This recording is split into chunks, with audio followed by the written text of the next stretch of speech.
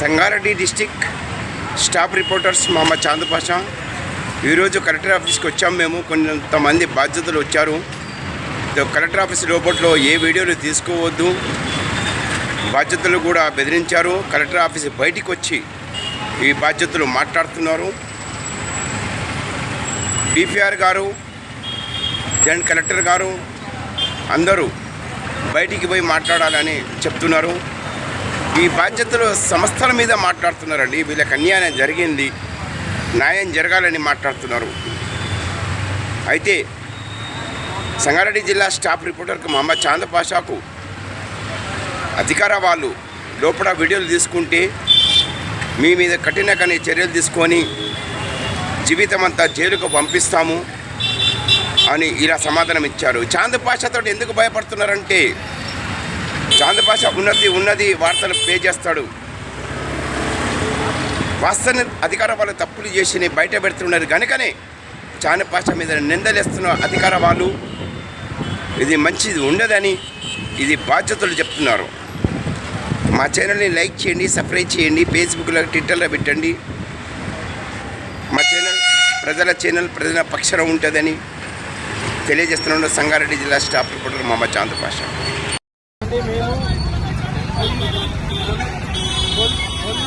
Olluru KCR Nagar double bedroom నుంచి అక్కడ వచ్చేసి మొత్తం ఇల్లు ఎన్ని ఉన్నాయంటే 15,660 ఇల్లు ఉన్నాయండి కుటుంబాలు. ఆ కుటుంబాలకు ఇంటికొక పిల్లలు వేసుకున్న 15 నుంచి 16,000 మంది విద్యార్థులు ఉన్నారు. ఆ విద్యార్థులకు గత సంవత్సరం నుంచి మాకు ఇల్లు ఏదైతే హ్యాండ్ ఓవర్ చేయలేదో చేయక ముందు నుంచి మేము వాళ్లకు కలెక్టర్ గారికి, సీఎం రేవంత్ రెడ్డి గారికి, పొంగులేటి శ్రీనివాసరెడ్డి గారికి, హౌసింగ్ మినిస్టర్ ఎవరైతే ఉన్నారో అందరికీ లెటర్ ఇచ్చాము.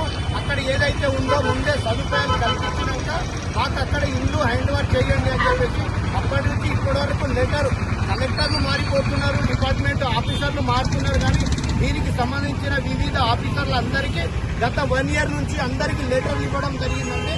లెటర్లు ఇస్తూనే ఉన్నాం, మేము తిరుగుతూనే ఉన్నాం. మా కాళ్ళ చెప్పులు అరిగిపోతున్నాయి. కానీ 15 నుంచి 16,000 మంది పిల్లల భవిష్యత్తు మొత్తం నాశనం అయిపోతుంది ప్రభుత్వం చేపట్టి. ఎందుకంటే మాకు అక్కడ హాస్పిటల్ లేదు, స్కూళ్ళు లేదు, అక్కడ కనీస వసతులు ఏమీ లేదు, సదుపాయాలు లేదు. ఎమర్జెన్సీ మాకు హెల్త్ సెంటర్ కావాలి, అంబులెన్స్ కావాలి, 24 hours మాకు అక్కడ పెట్టండి. 1,00,000 మంది పాపులేషన్ ఉన్న పబ్లిక్ అక్కడ మాకు కనీసం ఈ అన్ని వసతులు కల్పించినాకనే ఇవ్వండి అని చెప్పినా కానీ ఇచ్చినాక మా ఇల్లు హ్యాండ్ ఓవర్ చేసారు. ఏ రోజైతే మాకు పట్టాలు ఇష్యూ అయిందో 19 నెలలు అవుతుంది. అప్పటి నుంచి మా దగ్గర 2 సంవత్సరాల ప్రాపర్టీ ట్యాక్స్ వసూలు చేస్తున్నారు. కానీ కనీసం మా దగ్గర వసూలు చేసిన బడ్జెట్ అయినా మా దగ్గర పెట్టి ఉంటే మా దగ్గర హాస్పిటల్ వచ్చేది, అంబులెన్స్ వచ్చేది, స్కూళ్ళు వచ్చేది. కరెంటు బిల్లు ఇప్పుడు లక్షలలో వస్తుంది. కరెంటు ఒక్కొక్క బిల్డింగ్ లో కామన్లలో వచ్చేసి 1,00,000 నుంచి 2,00,000, 1,90,000, 1,50,000 కరెంటు బిల్లులు వస్తున్నాయి. అక్కడ దాకా ఇదంతా మా దగ్గర నుంచి బెనిఫిట్ గవర్నమెంట్ పొందుతుంది. కానీ గవర్నమెంట్ దగ్గర నుంచి మేము ఎటువంటి ఇంత మట్టికి ఒక్క పైసా కూడా మేము ఏమి లబ్ధి పొందలేదండి. మాకు ఇమ్మీడియట్లీ ఇప్పుడు మాకు దగ్గర ఒక్కొక్క బ్యాచ్కి ఒక 50 మంది బ్యాచ్ ఉన్నా కానీ ఒక్కొక్క టీచర్ వేసుకున్నా కానీ దగ్గర 15,000-16,000 మంది టీచర్స్ ఉన్నారు. ఉపాధ్యాయులు మాకు కంపల్సరీ ఇక్కడ అరేంజ్ చేసి స్కూల్ బిల్డింగ్ ఇమ్మీడియట్లీ మాకు నిర్మించేంత వరకు టెంపరీగా ఎక్కడ చదువు చెప్తారో మాకు తెలియదు. అంత పేదవాళ్ళకే ఇల్లు వచ్చింది. అక్కడ కంపల్సరీ మాకు విద్య అనేది కంపల్సరీ అందించాలి. పోయిన వారం కూడా వచ్చి లెటర్ ఇవ్వడం జరిగింది. ఈ వారం కూడా మళ్ళీ వచ్చినాం, మళ్ళీ ఇస్తున్నాం.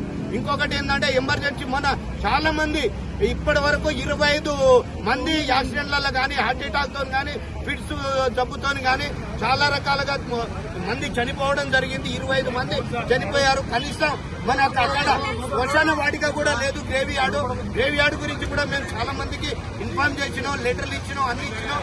కనీసం వాళ్లకు గ్రేవ్ యార్డ్ మనిషి చచ్చిపోతే కనీసం వాళ్ళని తీసుకుపోయి దానం చేయది కూడా లేదు. ఎక్కడైతే కిరాయి ఇంట్లో ఉంటున్నారో ఆ ఇంటి ముందు పోయి మళ్ళా అక్కడికి పోయి వాళ్ళ కిరాయి ఇంట్లోకి పోయి మళ్ళీ రిక్వెస్ట్ చేసి అక్కడ పెట్టేసి వాళ్ళు దానా సంవత్సరాలు చేయాల్సిన అవసరం ఉంది. ఎందుకంటే మాకు ఇమ్మీడియట్లీ ఇప్పుడు అంబులెన్స్ కావాలి, స్కూళ్లు కావాలి, హాస్పిటల్ కావాలి. ఆ చుట్టూ మా ల్యాండ్ ఏదైతే ఉందో అది కబ్జా అయిపోతుంది. దానికి బౌండరీ వాల్ అనేది చాలా ఇంపార్టెంట్ అండి. మిగిలినది మా కాన్సాప్ మాట్లాడతారు, మా ఊళ్ళో కొంతమంది మాట్లాడతారు, అందరు బాధ్యులు. हिंदी में बोलते हो, आ जाओ बोल के सहूलत नहीं है, कुछ भी नहीं है, खाली एम्बुलेंस नहीं से आदमी की जान चले गई, आदमी की जान चले गई, गैर जरूरी किसी को फिक्र नहीं है, खाली लीडरगिरी करना चाह रहे हैं वहाँ पे, मैं बड़ा तू बड़ा बोल के बोल रहे भूख हड़ताल पे बैठेंगे, पूरे जाएंगे, फिर के दिन हम लोग सेंटर होंगे, वो है ये है बोले। अब ऐसे कोई भी नहीं आए, फिर भी कोटेशन ना आए हमारे पास, खाली बाकी कोई नहीं आए वे एडमिन हमारे पास, जो भी है यहाँ है सामने जितने भी एडमिन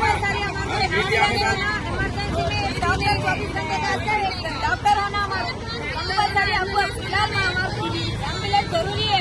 बच्चों के स्कूलों के लिए टीचर होना है।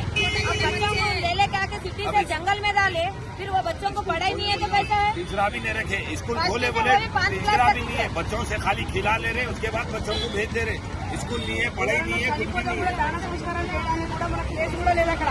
కొల్లూరులో ఇంతవరకు ప్లేస్ కూడా ఇవ్వలేదు. ఇప్పుడు ఎట్లా చేయాలి నేను చెప్పండి. ఏదంటే ఏమనుకోని కావాల్సింది హాస్పిటల్ అంబులెన్స్. ఎందుకంటే నిన్న మనిషి గంట ముందే తీసుకొస్తే బతుకాడు. నాకు చాలా బాధ ఉంది. 5 గంటల నుంచి తల్లాడిన 5 గంటల నుంచి ఎదుగు ఆయనన్న నేను ఇద్దరం ఉన్నాము. తీసుకొని కార్లో వచ్చినా నువ్వు రాలేవు కదా, కొంచెం ఆగొచ్చు కదా, మాట్లాడినా వల్లి అయిపోయింది. ప్రజలను ఇంకా బాధ పెట్టడము ప్రభుత్వానికి ఒకరైనా సిగ్గుశరం ఉండాలి. ఇక్కడ అన్యాయం చేయకండి. ఎందుకంటే అక్కడ స్కూల్స్ లేవు, ఎమర్జెన్సీ అంబులెన్స్ పెడతామని చెప్పి 2 లెటర్స్ ఇచ్చినాము కలెక్టర్ వరకు ఇచ్చినాము. ఇంతవరకు ఎమర్జెన్సీ అంబులెన్స్ ఇవ్వలేదు. ఇది ఎక్కడ న్యాయము? మరి మనుషులని మీరు పొట్టన పెట్టుకుంటున్నారు. అక్కడ తల్లిదండ్రులను పిల్లలను కోల్పోతున్నారు. ఆ ఫ్యామిలీ మొత్తం కోల్పోతుంది. మరి వాళ్ళకు మీరు ఎటువంటి న్యాయం చేస్తారో తెలియదు. ఎందుకంటే మేము ఇళ్ళకి రండి అని చెప్పి మరి వచ్చిన తర్వాత అక్కడ ఎలాంటి సదుపాయం లేదు, ఒక హాస్పిటల్ లేదు, ఒక స్కూల్ లేదు. పిల్లలకి ఎంత అన్యాయం జరుగుతుంది. అక్కడ పిల్లలకు కూడా స్కూల్ లేని పిల్లలకు కూడా ఎంత అన్యాయం జరుగుతుంది. ఎందుకు ప్రభుత్వం పట్టించుకుంటలేదు? ట్యాక్సులు కట్టించుకుంటున్నారు, కరెంటు బిల్లులు కట్టించుకుంటున్నారు.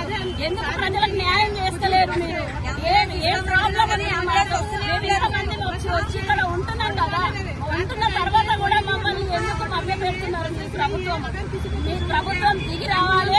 రాకపోతే మేము ధర్నాలు చేసి రాష్ట్ర రోగాలు కూడా కరెక్ట్గా చుట్టుముడతాం. अस्सलाम वालेकुम। कोल्लूर 2 BHK से हम लोग आए हुए हैं। 88 बिल्डिंग से मैं बोल रही हूँ, रहीमा बेगम। हम लोग यहाँ पे आज आए हुए हैं इसीलिए क्योंकि सैटरडे के दिन एक इंतकाल हुआ है यहाँ पे। एक नहीं, अब तक 25 हो गए उधर। 8 पेशेंट है। हाँ, वहाँ एम्बुलेंस नहीं, एक डॉक्टर नहीं रह रहे वहाँ। हाँ, हम लोगों को पानी की तकलीफ हो रही। 24 घंटे के वास्ते हमारे कंपलसरी एम्बुलेंस होना उधर। बच्चों की पढ़ाई के वास्ते हम लोग ले लेके आके सिटी से लाके जंगल में डाले बच्चों को पढ़ाई नहीं है वहाँ। हाँ, बसा बोल रहे, बसा टाइम तो नहीं है। और एक चीज क्या है, बच्चों को पढ़ाई बोले, स्कूल लगा है वहाँ पे, टीचर्स नहीं है, लगा के फायदा नहीं है ना। वैसा हफ्ते के दिन एम्बुलेंस है तो एक आधे घंटे में ले लेके आए हैं तो आदमी बचने वाला था। और वो आदमी 42 ईयर्स का आदमी है, उनको एक बेटा एक बेटी है, छोटे बच्चे हैं। हाँ, गरीब का घर के कुर्सियों में से आके वहाँ जीना कर रहे हैं हम लोग। आप लोग ऐसा कर रहे हैं, हमारे को एक एम्बुलेंस नहीं कर सक रहे हैं। अभी 2 साल के टैक्स भराने के से धमकियां दे रहे हैं आप लोग। 2 साल का टैक्स बनना बोल के फिर हमारे को क्या सहूलत दी है वहाँ? ले लेके लड़की मिल 1,80,000, 2 लाख, 1 लाख रुपए ऐसा आ रहे लड़कियां भी। हाँ, बच्चों की पढ़ाई नहीं है, कहाँ पढ़ाना बच्चों को? तो कहाँ से बनेंगे? टैक्स बनो और मेंटेनेंस